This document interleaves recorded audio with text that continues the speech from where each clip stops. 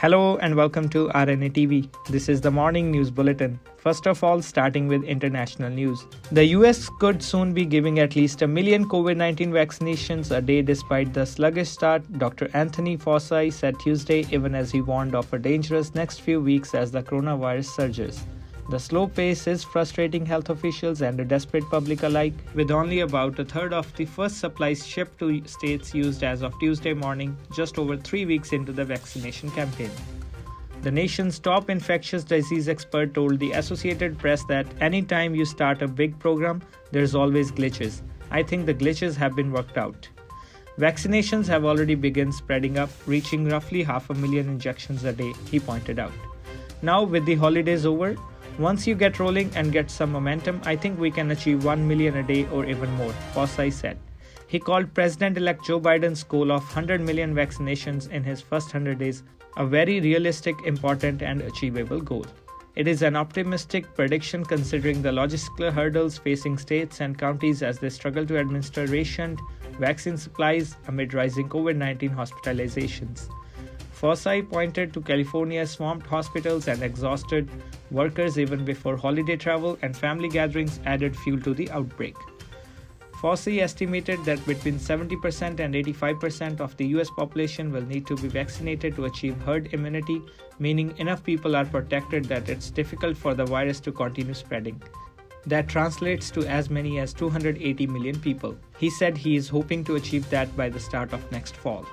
The next news is also related with COVID-19 as the German government said Tuesday it is extending the country's lockdown by 3 weeks until January 31st, tightening curbs on social contacts and planning limits on people's movements in the worst affected regions as it tries to reduce stubbornly high infection figures and worrying numbers of coronavirus-related deaths.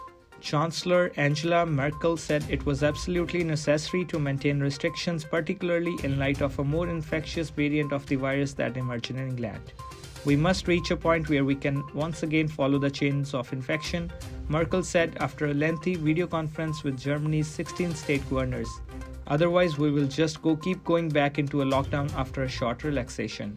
The Chancellor said that restrictions on social contacts will be tightened. People will be allowed to meet only one person outside their own household.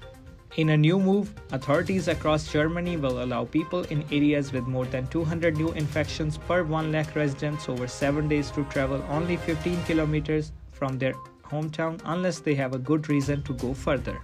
Merkel and the governors plan to confer again January 25th on what happens after the end of the month. Moving on to the national news, a top ISRO scientist on Tuesday claimed he was poisoned more than 3 years ago. Tapan Misra alleged he was poisoned with deadly arsenic dioxide on May 23, 2017 during a promotion interview at ISRO headquarters here. Fatal dose was probably mixed with chutney along with dosa in the snacks after lunch, he said. Misra is presently working as senior advisor at Indian Space Research Organization and is superannuating at the end of this month. He had earlier served as director of Ahmedabad-based Space Application Center of Indian Space Research Organization. In a Facebook post titled Long Kept Secret, Misra further claimed that in July 2017, Home Affairs security personnel met him and alerted him of arsenic poisoning and helped doctors to focus on exact remedy. Misra claimed he later suffered from health issues including severe breathing difficulty, unusual skin eruptions, skin shedding, and fungal infections. He also posted the medical report on the social media platform to claim he has been diagnosed with arsenic toxination by the AIIMS New Delhi. Moving on to the next news, Balram Bhargava, chief of the Indian Council of Medical Research, said on Tuesday that Bharat Biotech's COVID-19 vaccine has been cleared in the clinical trial mode, which means consent of participants has to be taken. He was responding to the questions being raised on the clearance given to Covaxin. He said at a press conference on Tuesday that permission for restricted use in clinical trial mode has been allowed, which means consent of participants has to be taken and there has to be a regular follow-up for the participants. The Drugs Controller Journal of India (DCGI) had on Sunday approved AstraZeneca's vaccine Covishield, manufactured by the Serum Institute, and Covaxin for restricted emergency use in the country, paving the way for a massive in-collusion drive. Moving on to the sports news, Colin Bell, one of the best English midfielders of his generation and considered an all-time great at Manchester City, has died. He was 74 years old. Bell, whose name lives on in the Colin Bell stand named after him at the Etihad Stadium, died after a short illness not linked to coronavirus, City said Tuesday.